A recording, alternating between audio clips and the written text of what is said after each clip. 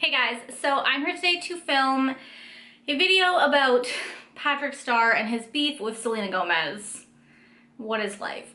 I'm sure you guys read it from the title, but really more than that, I want to talk about his response to it, his lack of accountability, his lack of responsibility, and kind of the entitlement, I think, of influencers these days.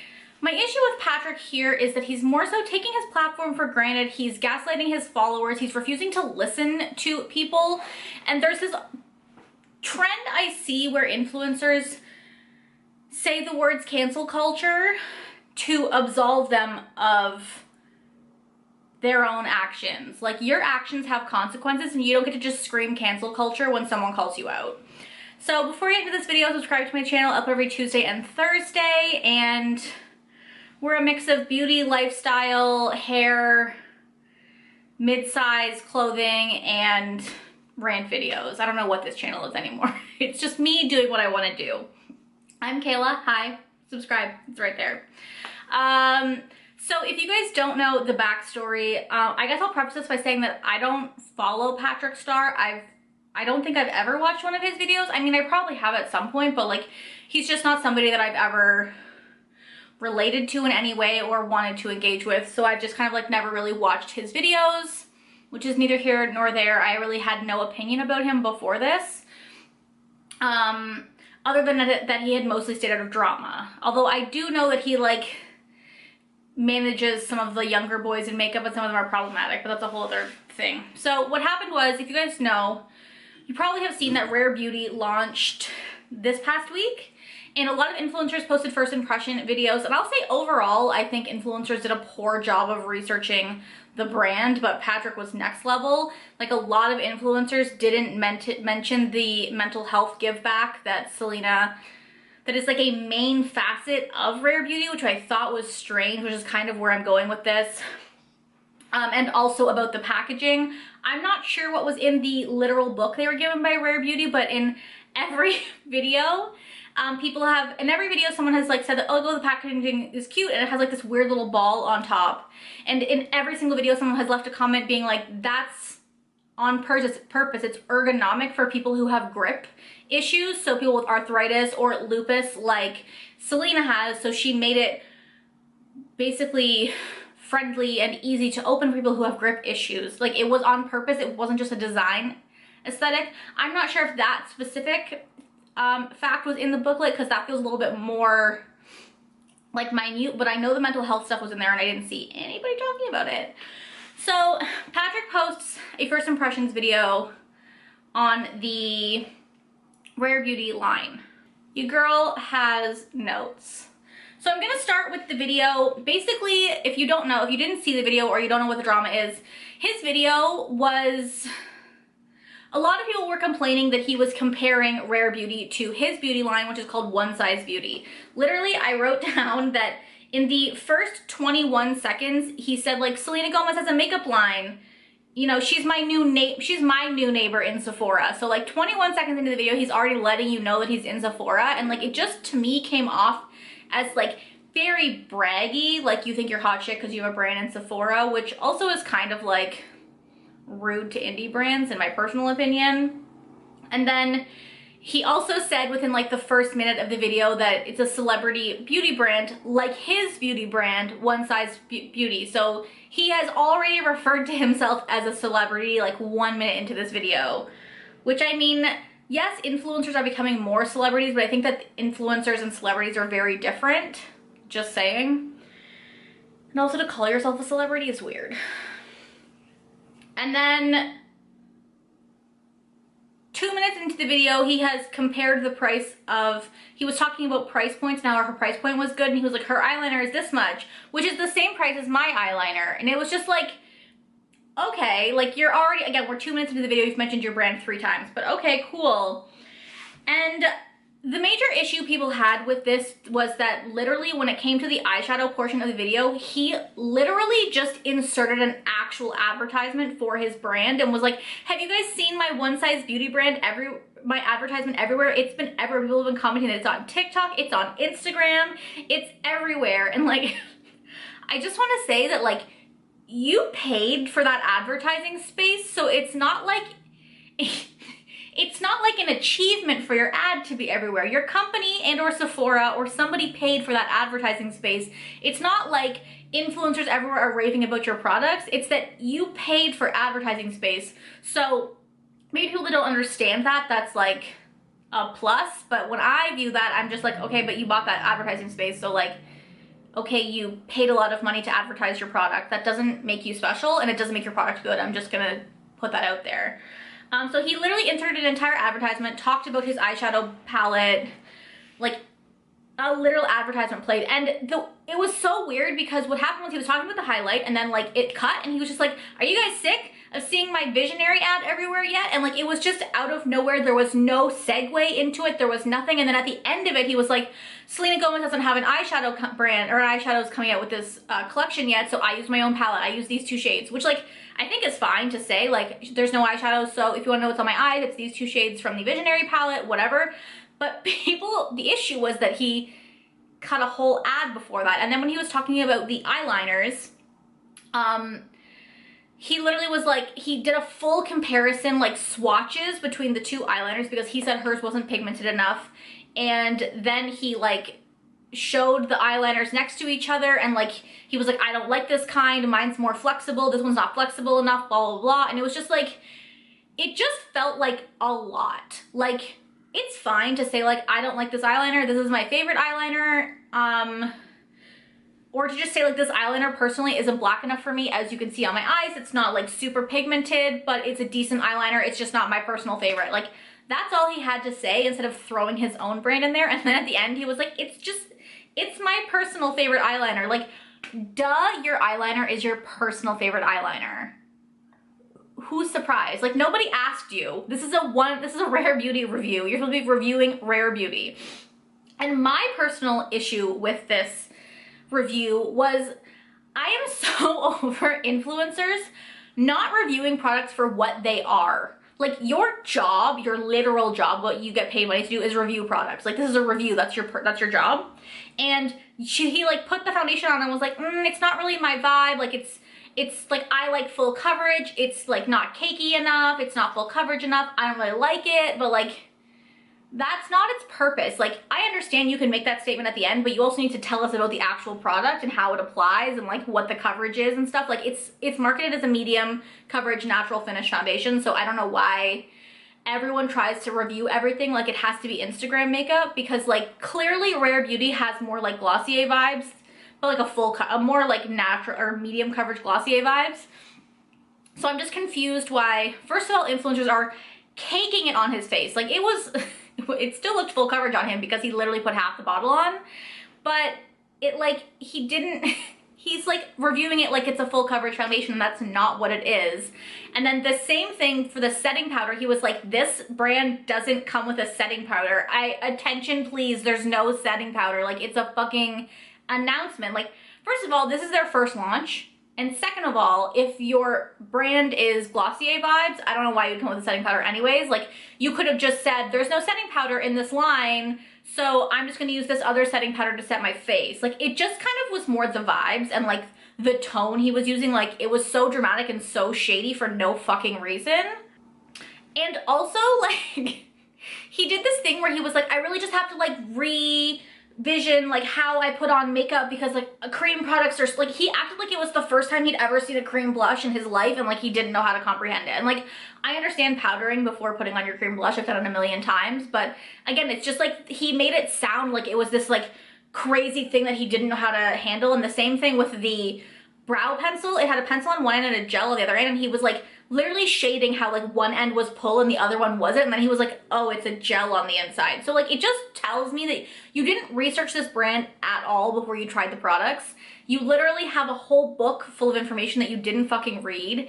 And then he did the same thing for the eyeliner. He was like, oh, I tried to twist the eyeliner because like the brow pencil was twisted and it was like so confusing to me. And it's like, okay, listen, every brow gel in the world is twist and every eyeliner in the world is pull. It's not fucking rocket science. Like, why are you making it such a big deal? It was it just was so weird. Like, these aren't critiques that normal people would have for a brand. Like, sure, oh shit, I thought it was pull, but it's twist because it's gel. That makes total sense, is what you say. Not like, oh my god, that's so weird. I don't know what I'm doing. This is so bizarre. Like, it's not. So people ate him alive in his comments and were like, this is such an unprofessional review. Like, you're pushing your own brand. You're comparing it to your own brand. This is not a compare and contrast. This is supposed to be a video about Rare Beauty. And one, you didn't review the brand for what it is, which is natural beauty. And two, you kept talking about your own fucking brand, which like is just unprofessional. Like, a lot of influencers don't realize, which is the same shit I always say about Jeffree Star, is that you are now the face of a brand. You made yourself a face of the brand, and so you need to act accordingly. You are not just Patrick Starrr, the influencer, anymore. You are Patrick Starrr, the business owner, and you need to act accordingly. And when you do shit like this, it comes off as fucking tacky. So then he posted a story on Instagram apologizing, but he didn't apologize at all. He was like talking about it, and even just when he was reading, he was like, people are DMing me and saying like, oh my god, I'm so disappointed in you. And like, he sounded disgusted when he was talking about the constructive criticism that he was getting. And then said, do I give celebrities a pass because they're celebrities, or do I give my authentic review? And like, first of all, nobody fucking said, wow, it's Selena Gomez, you should review her better. We said, your review was shady and you didn't review the products for what they were. No one like, you can easily put on a natural face and then say, I wouldn't personally purchase this foundation because it's too full coverage for me, but it would totally, or it's not full coverage enough for me, but it would totally work for somebody who wants more of those natural vibes without that shady fucking attitude. But you didn't. Instead, it sounds like to me what you did was you did a Rare Beauty video because everyone was doing it and it was popular. You know, you'd get views, and then because you knew you were gonna get lots of views, you plugged your own makeup line in there. Personally, that's what I think.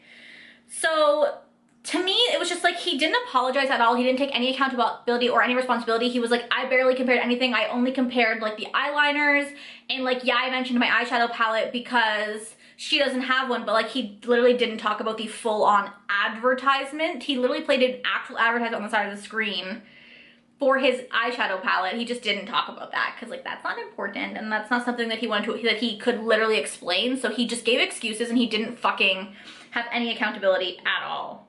Instead, he like tried to make it like asking his subscribers how they want reviews to be done in the future, like he was doing the review in like a wrong way. But the issue again is that you weren't reviewing the products for what they are. One thing I love about Temptalia is that she reviews the products for what they are. Like, if it's a natural coverage, I'm gonna review it as a natural coverage. If it's dewy, I'm gonna review it as dewy. If it's light coverage, I'm gonna review it as light coverage. If something says it'll last 24 hours and she reviews it and it only lasts like 8 hours on her, but she liked it, she still knocks it points because she's like, well, it said it would last 24 hours and it was a fucking lie. So that's what I want you to do. I want you to review a product for what it is. Okay, and then he also was like, I get so much hate and I've had so many slurs, and it just felt very gaslighty, like, oh, feel bad for me because people are mean to me on the internet. And like, listen, I get it. People have probably been mean to him for his weight and his sexuality online and being a boy in makeup, like, totally. But this is not the time nor the place to talk about that, because this has nothing to do with that. Yeah, sure, some people probably gave you hate for this, but a lot of your subscribers, not just Selena stans, as he liked to say, had a problem with the way you did your video. And that comment just makes me feel like you're just trying to make people feel bad for you instead of, again, taking accountability for your actions. This isn't cancel culture. This isn't people hating on you for no reason. This is people being disappointed in an influencer that they look up to because the review was trash. And here's my thing. The thing that pissed me off the most was he put a story at the very end and said, there's like, and he was like, oh, people are complaining because I didn't talk about the mental health aspect. And he's like, there's like so much stuff I have to like know about. There's so many talking points to know. And then like, there's the pigmentation and the products and the packaging, and it's just a lot. And like, sometimes I'm gonna miss stuff, guys.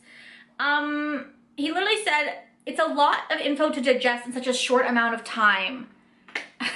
Okay, here's the thing. If influencers want people to take them, like, influencers' issue is that people don't take them seriously as a job. They say this isn't a real job, you're an influencer. But then you complain about literally the easiest parts of your job. You need to have attention to detail and you need to learn about the brand before you give me a review about the brand. They also, like, I understand you don't want to have to like the brand makes it difficult for you and you have to like go out and search for stuff. Like I see reviews all the time where people are like, I don't know when this is launching, they didn't send me a date and I can't find it anywhere. Okay, fine, like I don't expect you to reach out to the brand for that, but Selena Gomez and Rare Beauty literally sent a fucking book. I know because Samantha Ravndal read it to me. She read me the whole mental health part. She talked all about the mental health part. She was reading me descriptions of products. Like, no one's asking you to fucking study and like ace an exam on Rare Beauty, but you had the content in front of you that you just didn't read it. You just didn't do it because you're lazy. You're a lazy influencer who thinks that you can just get by on your personality and like you don't have to actually try for a review. So I think it's fucking bullshit that you act like doing a makeup review is hard. Like, I'm not saying it's the easiest thing in the world. You know, filming, it takes a long time, and making sure you hit all the points is a thing, but like he made notes on like what he thought about the products. He could have made notes on the brand if he read the product, if he read the book, which he clearly didn't. And I just thought it was so fucking, and like also during this point, and then at the end of his story, he was like, oh, so like they also like donate to mental health and like they have a grip for lupus. And like he was laughing like it was ridiculous that people expected him to know all of this knowledge about the brand. But like, that is your literal job. You literally get paid hundreds of thousands of dollars to make these videos.